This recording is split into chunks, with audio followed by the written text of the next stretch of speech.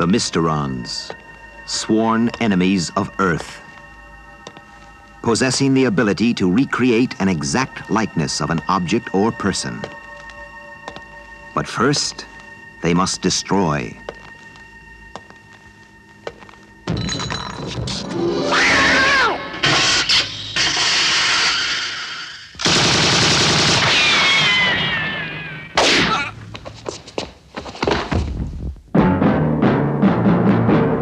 Leading the fight, one man fate has made indestructible. His name, Captain Scarlet.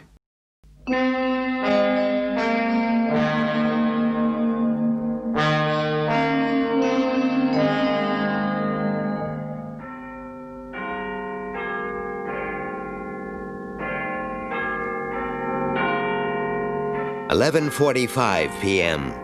A huge transporter with its police escort threads its way slowly through the streets of London.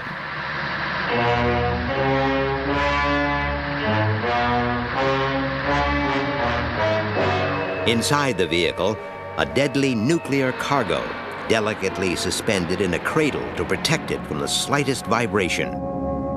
Escort vehicle calling. Everything okay, Macey? Yeah, everything's fine. They're making good time. Some job that driver's got, shipping atomic bombs around. It's not a bomb, it's a nuclear device for civil use. What's the difference? It'll still make a mess of the city if anything went wrong. Oh, relax. What can go wrong?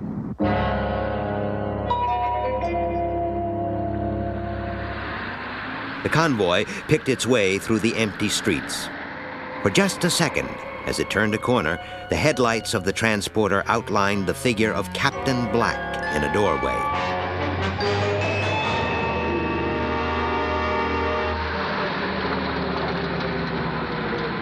Without warning, the transporter drove into the back of the leading escort.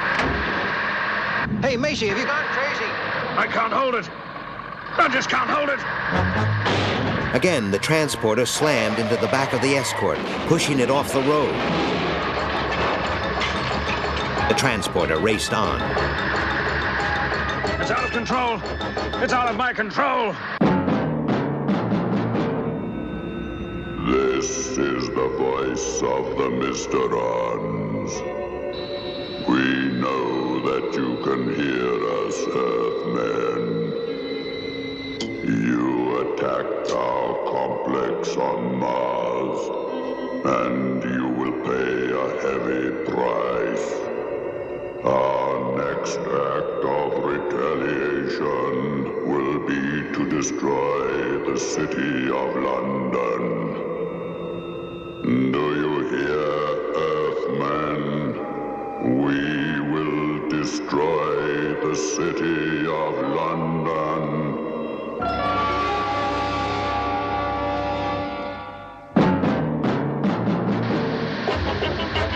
The transporter gathered speed, and Macey struggled to hold the wheel. The remaining escort car kept tight on its tail as they thrashed their way through the streets. Macey, can you hear me, Macey? That's no good. The radio's dead. I'll try and pass. We've got to stop him. He's going too fast. He's not going to make that next turn. The transporter swerved violently in taking the next corner. The rear of the vehicle snaked out and slammed the escort car into a wall. Escort vehicle to HQ. We've lost contact with the transporter. Repeat, we have lost contact.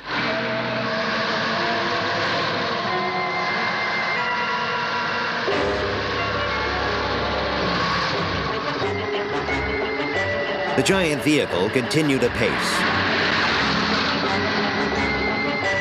Macey could no longer hold it and let go of the wheel, expecting the inevitable. As he opened his eyes again, to his disbelief, he discovered the transporter appeared to be driving itself.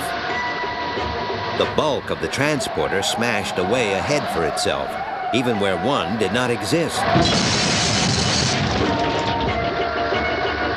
With Macey powerless, the nuclear cargo was thrown around in its cradle as the nightmare journey continued recklessly through London.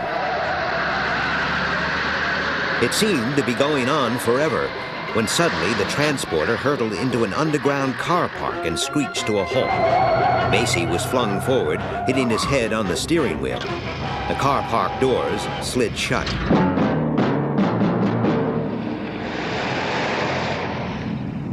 We're now at the east end of Parkview. Negative. Nothing. After 2.5 hours, nothing. A 120-ton transporter doesn't just vanish into thin air. We have every available man working on it, sir. I don't care if it takes every man we've got. That atomic device must be found. What's the score on the radioactivity check, Captain? That's out, I'm afraid, Colonel. The transporter is heavily lined with lead. No detectable radiation can get through. Have you checked on the trigger mechanism? Yes, sir. It's a 5-key electrical trigger with built-in safety circuits, timed for a 12-hour detonation. But you need the 5 keys to set it, and each one is held by a different person. Well, that's something. I want that transporter, or the driver, or both, found and fast. Understood?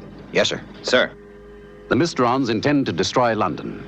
A high destruction ratio nuclear device vanishes. The conclusion's obvious. Lieutenant Green? Yes, sir. Make this a red alert. Destiny Angel made an immediate launch. And Symphony and Melody prepared to follow their leader.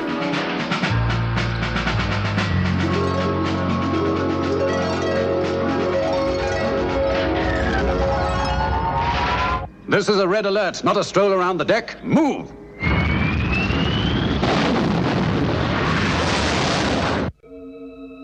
At the car park, Macey was just coming around.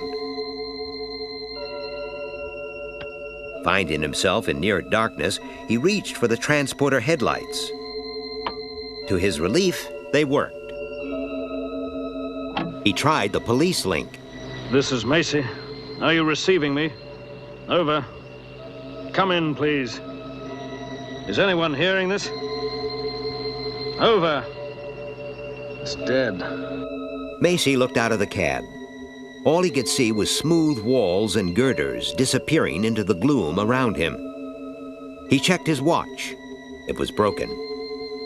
He'd been lucky with the headlights, so what about the radio?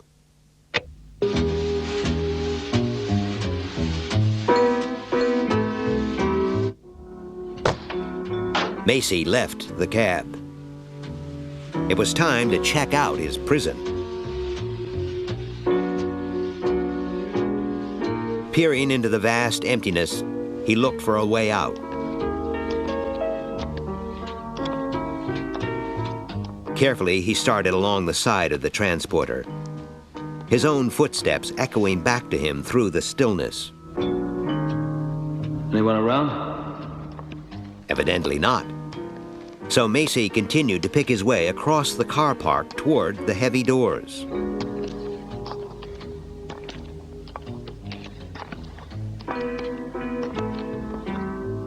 Clenching his gloved fist, he hammered on the cold metal.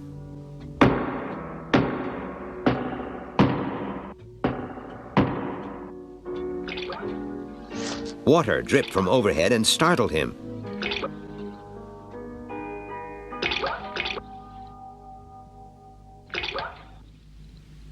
We hope you've enjoyed our program. He turned on his heels at the sound of a voice. It only remains for me to wish you a very good night. Good night, everyone.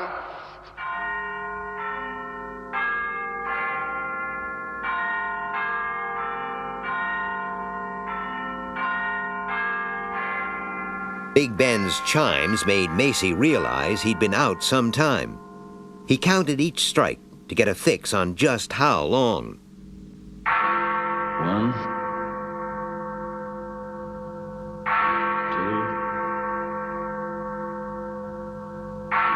3.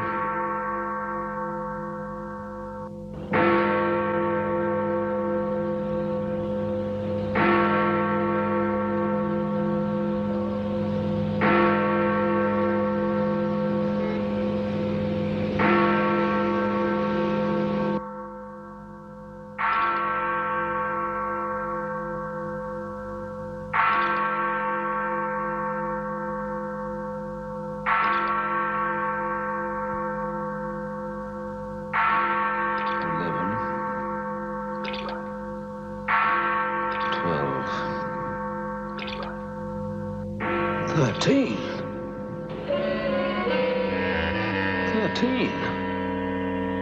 Who's there? He turned around in time to see the back of the transporter begin to roll slowly open. Macey crossed to the hatch, preparing to meet his captor.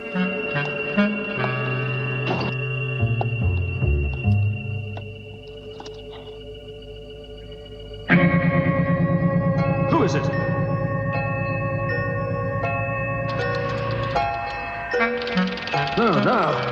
No! Macey watched, horrified, as unseen fingers turned the first trigger dial on the nuclear device. Stop! His protest was met with a blow from behind that knocked him cold. The 5 keys of the trigger continued to set themselves. 5 keys which normally could only be primed by 5 different people.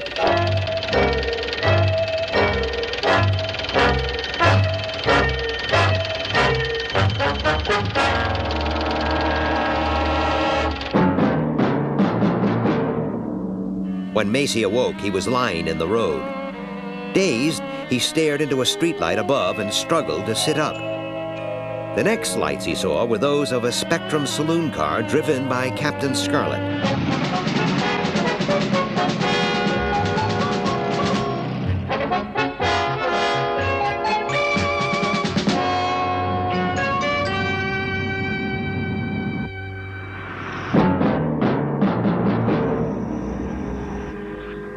Daybreak. Colonel White. What is it, Lieutenant? Captain Scarlet has arrived. Come in. Captain, what's the news on the driver?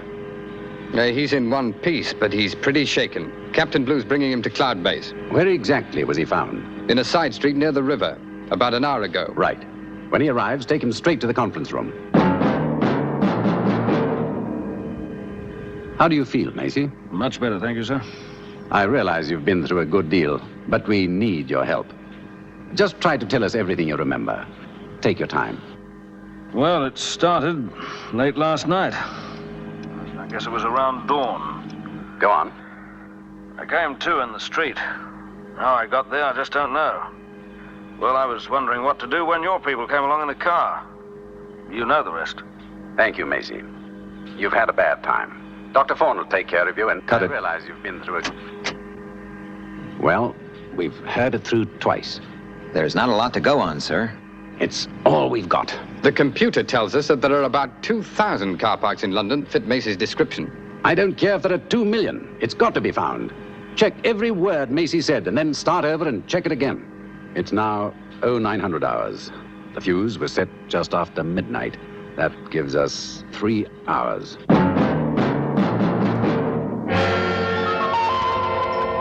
Deep down in the car park sat the transporter. The lights and radio had died, and it was again enshrouded in darkness.